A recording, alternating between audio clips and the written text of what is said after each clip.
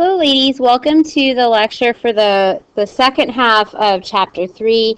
This is the bridge between the idea of covenant hesed in the Old Testament and the idea of covenant hesed in the New Testament.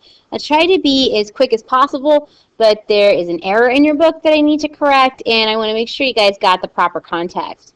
So what we're looking at is sort of the bridge between covenant in the Old Testament and covenant in the New Testament.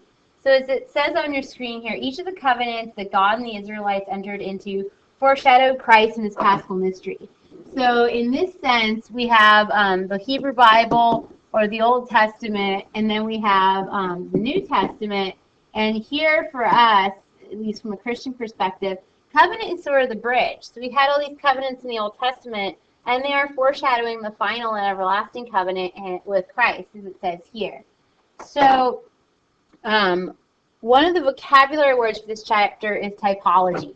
Now, if you'll recall from last year, we studied a method of scripture interpretation that had 4 levels of interpretation. This is one of the levels. Recall that the first level was the literal level, and the literal level of interpretation just asks, what does the text say? It also asks for historical context. What would this have meant in the historical context of the people who wrote it? So this level is sort of looking at the surface, what's the historical context, very little interpretation. The second level was the level of allegory. And the allegorical level looked at, especially in terms of the Old Testament, is there a hidden meaning here? Is there a hidden meaning? And when Christians are looking at the Old Testament, they often ask, is this foreshadowing Christ in any way? So this is the level of typology.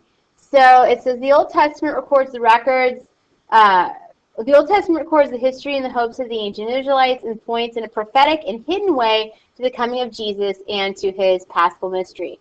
So here they're using prophetic in a way that we would not normally in religious studies. Typically, in terms of the biblical literature, the prophetic literature, we would say it's about warning, but here they're using it in a different way. It's also about predicting the coming of the Messiah.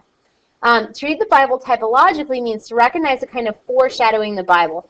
That's the allegorical level. How does this serve as an allegory for Christ? And we're going to study one allegory in particular, the allegory for the suffering servant. So now, obviously, if we're reading the New Testament, we may not be looking for allegories for Jesus there, but we still may be looking for hidden levels of meaning. Is there some type of hidden symbolic meaning here beyond what's on the surface level of the text?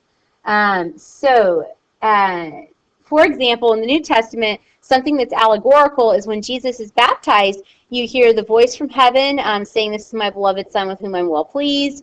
You have Jesus there, and you have the dove coming down. Now, that would obviously be an allegory for the Trinity. So allegory doesn't necessarily have to be having a hidden meaning, but for Jesus, that's an example of an allegory for the Trinity. Now, there are 2 other levels of interpretation. Remember, there was the moral level, which basically is self-explanatory. It asks, what does this text teach me about right and wrong? And the other level was the anagogical level. And that level of interpretation asks, what does this have to say about eternity? Eternity. So what is this text telling me about the afterlife, heaven and hell, and does this text have anything to say to me about that? So whenever Catholics read the scriptures, we can use these 4 levels of interpretation as a helpful tool in analyzing a biblical text.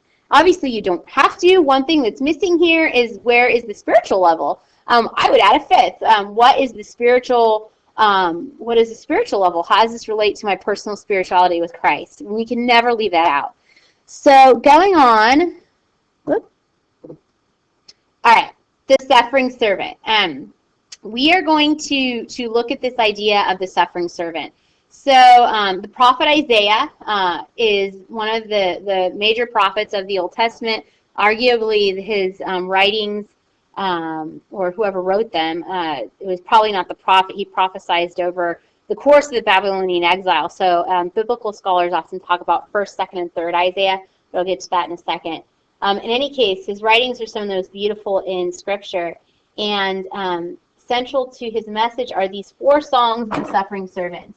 And these are a great example of how Christians use the Old Testament typologically.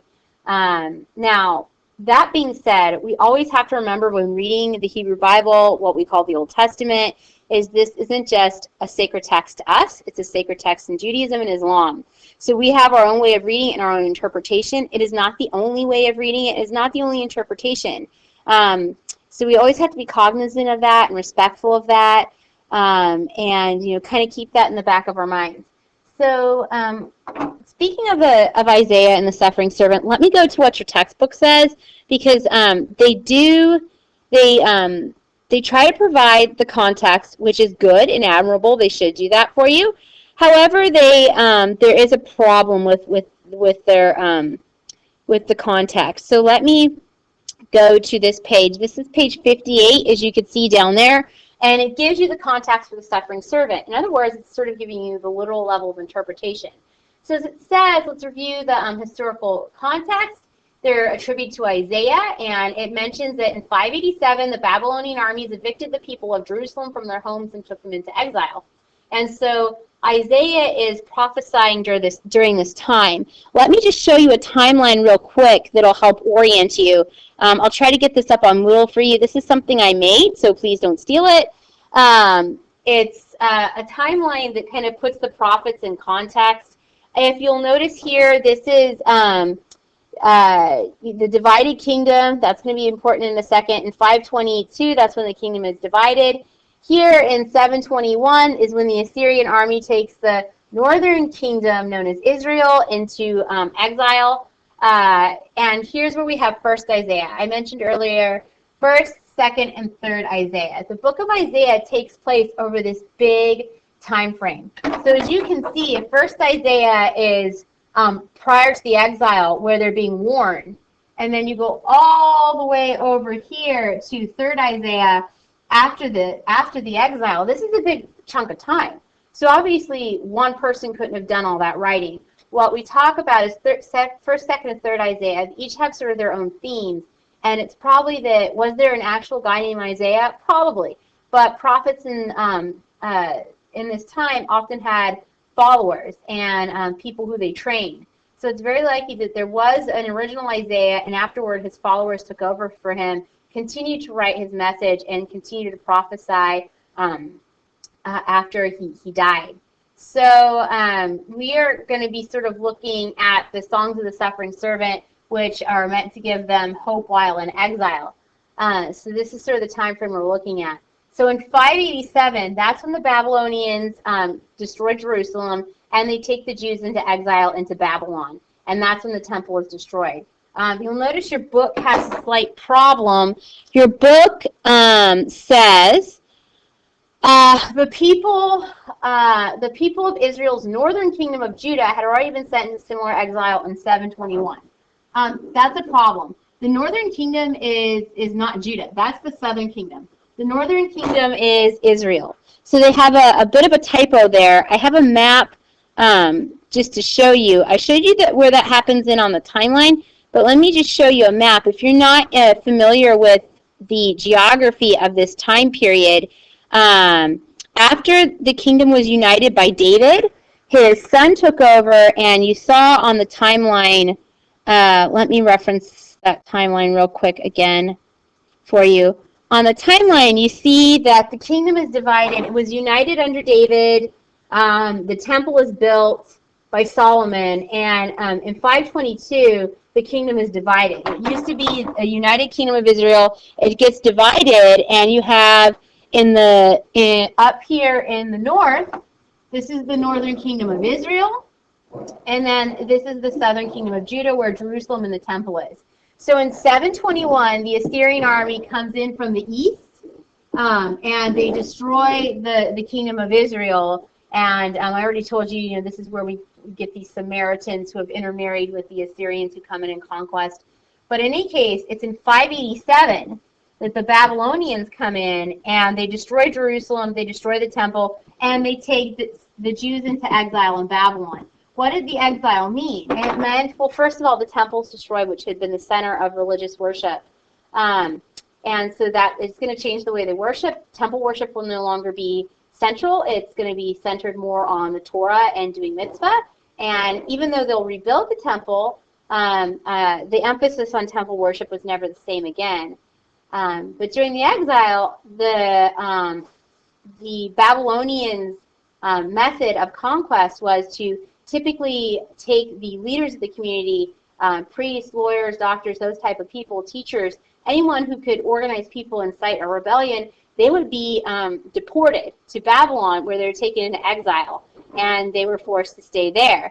And if I just really quickly reference that timeline one more time for you, you'll see that they remained in exile.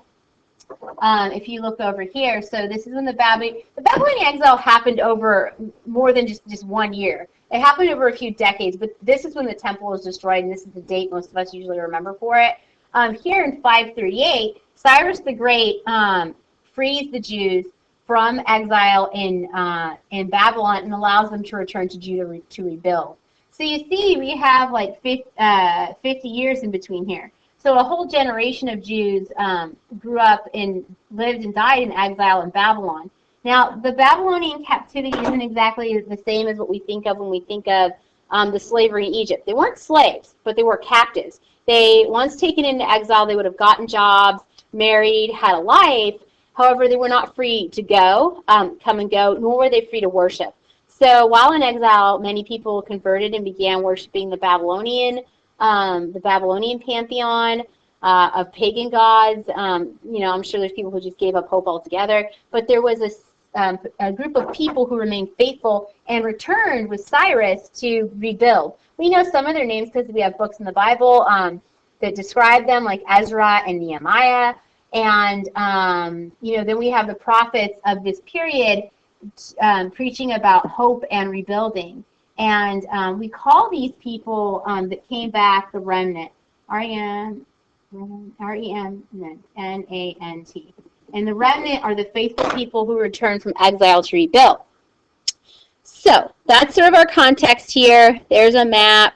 Now, as your books, it says, it describes the exile, and it describes the idea of living among these captive people.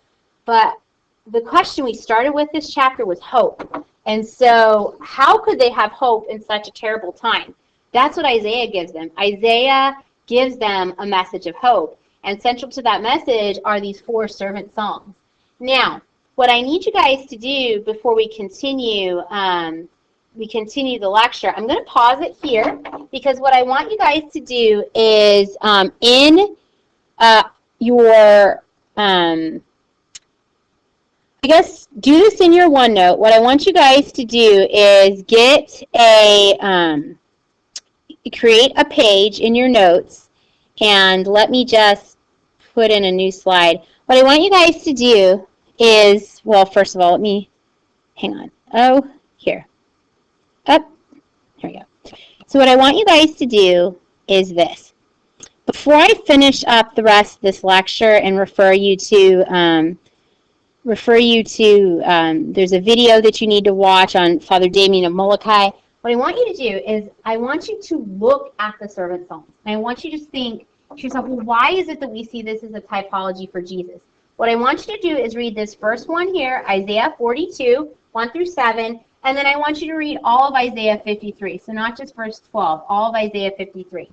And in your OneNote, I want you to make a new page. You do that by clicking on the upper right-hand corner. And I want you to put on one side Isaiah, and on the other side Jesus or the Gospels. And what I want you to do is read through the suffering servant songs, just these 2 in Isaiah. And as you're reading, if you find a verse that reminds you of Jesus, I want you to write out the verse. You could just summarize it, and then you could cite the chapter and verse, and then you can just from memory say how does it remind you of Jesus? How does it work as an analogy or a typology or a foreshadowing of Jesus? So one example a student gave in another class was in the servant song. She read the words, my chosen one with whom I am pleased. And she didn't give me the citation. I don't remember it off the top of my head. So, my chosen one with whom I am pleased. And if you could put the citation, the chapter and verse there, that would be great. So chapter and verse. So she read that in the servant song, and she immediately thought to herself, oh my gosh, that reminds me of when Jesus was baptized. And at the baptism, God says to Jesus, this is my beloved Son, with whom I'm well pleased. So I'm not going to write all that out. I would like you to do. Now, here's the thing. If you're not really good with Scripture and you don't know the citation for this one, that's okay. You're going to be looking right at Isaiah, so I'd like you to cite the Isaiah, but you could just kind of summarize here. So go through the servant songs and try to find at least 5 parallels. You're going to find 5 parallels between the suffering servant and Jesus. And we'll talk about these when we get back. But I think for Christians, you should recognize the suffering servant song. Isaiah, you're going to recognize the language. We often use it during Lent, so it should sound familiar to you. But I think for Christians, we definitely see a parallel here. So I'm going to stop the lecture. There's just a tiny bit I have to finish up with you, but I'm going to stop this now, and I want you to do this activity. And then once you're done, it's self-paced. Just go back into the lesson and finish up. Thanks.